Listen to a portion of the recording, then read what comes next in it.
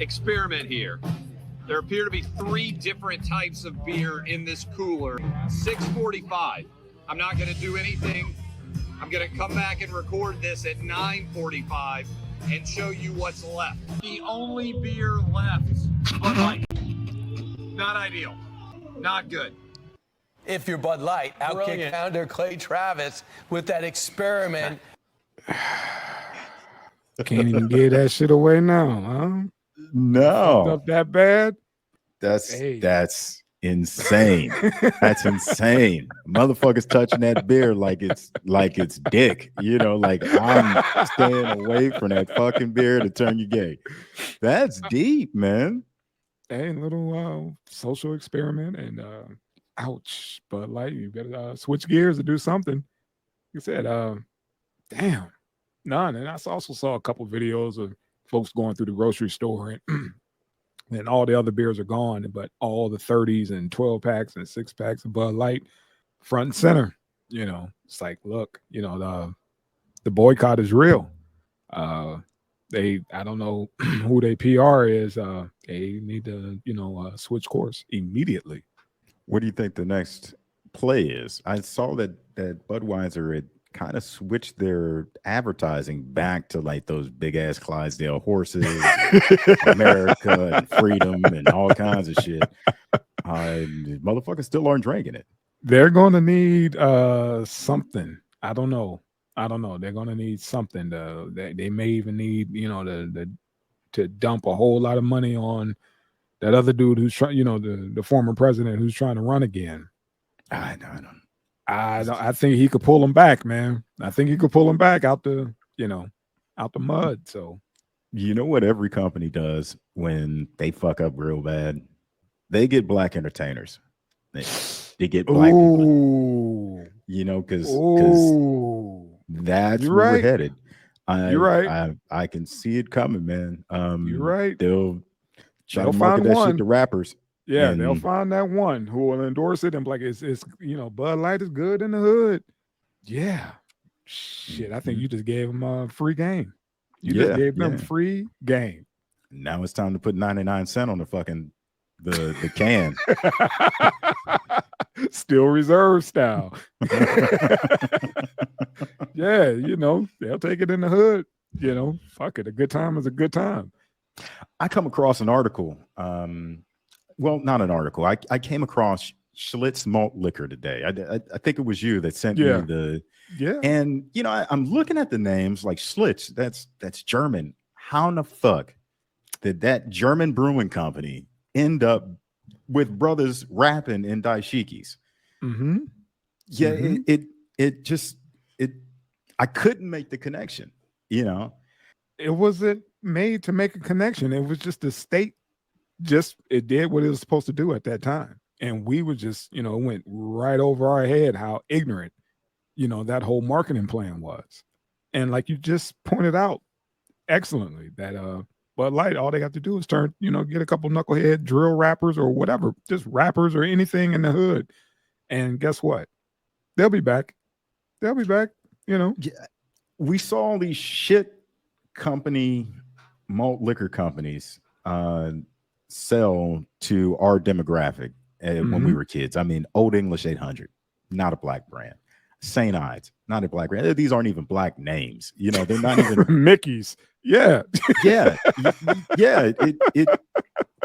Wild Irish rolls. Yes, sir. Yes. Continue. Yeah. To the point where you're wondering, like, how are we affiliated with this shit? It came to a point where white people didn't want to drink it anymore. Yep. And they needed to market it to somebody. Mm-hmm. And here you go.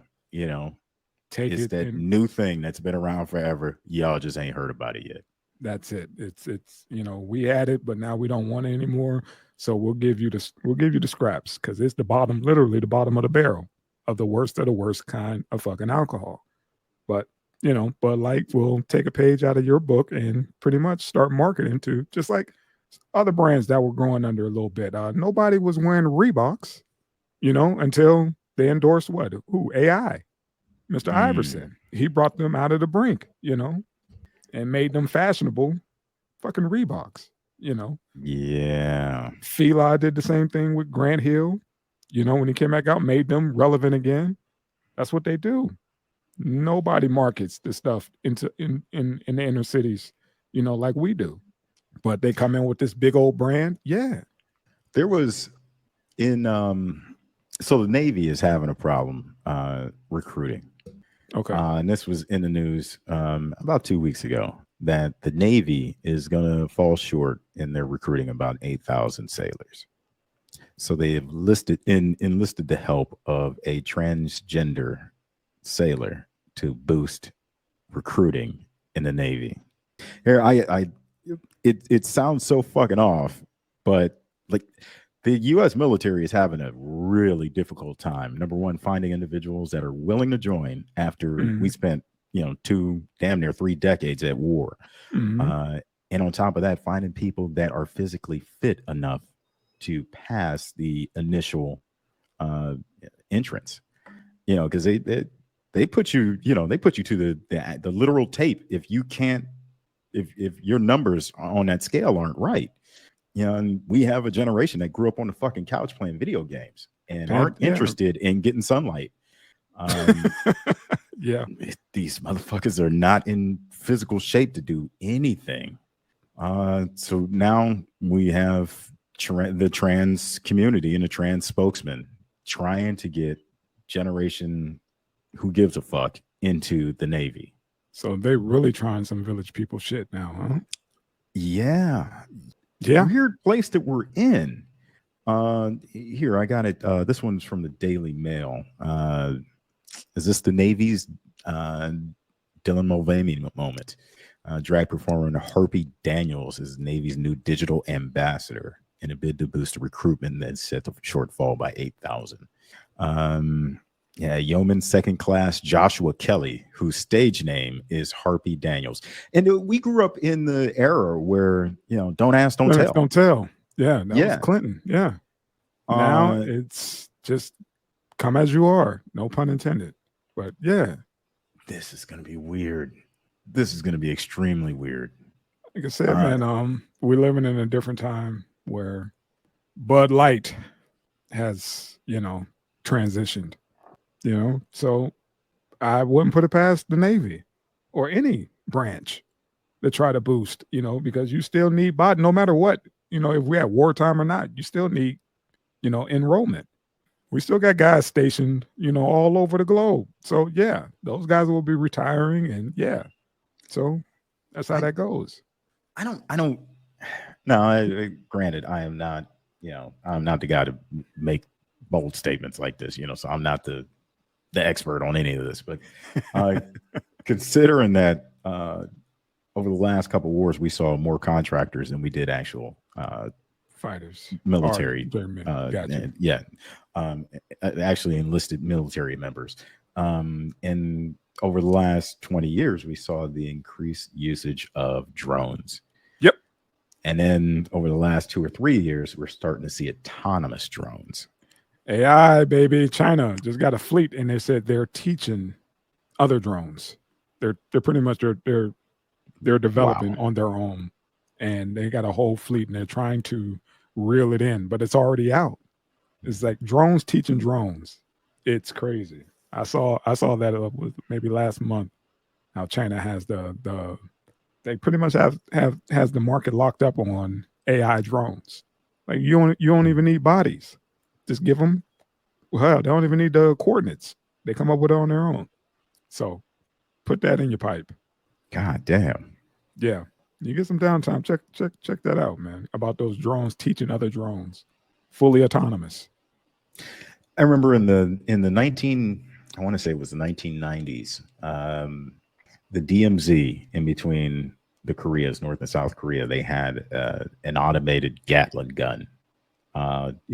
Trained at the other side, just in case somebody come across the wire, it automatically opens fire. And I thought that was bananas to have something that can restart a war instantly just by, taking a pop shot at something moving. Because computers never get viruses or anything like that. Never get viruses. They're foolproof. But Yeah, we coming across some old Terminator shit. Mm. You know, first thing I thought of was like this motherfucker's on its own, or back to the 80s, like War Games. Remember that movie? Yeah. Yeah. Shout out to Matthew Broderick. Yeah. Yeah. Shout out to Kevin Mitnick. Ah. The man who's that story is based on. Yeah. Mm-hmm. Fucking nuts. Fucking nuts. But yeah, free beer. Can't get that shit. Take it to the hood, man. Take it to the hood. That's all. They'll find somebody, some up and coming rapper. They put a contract out there like, look, we give you 10% of our stock, something. Just endorse this shit, please. You know, we'll sponsor the next BET Awards or something. Anything. Yeah. Or change the marketing completely where you enjoy it in secret like you would a tranny. Next. We're done here. We are done. We are done. Oh my God, man, you better cut that. Oh, okay, man. Yep.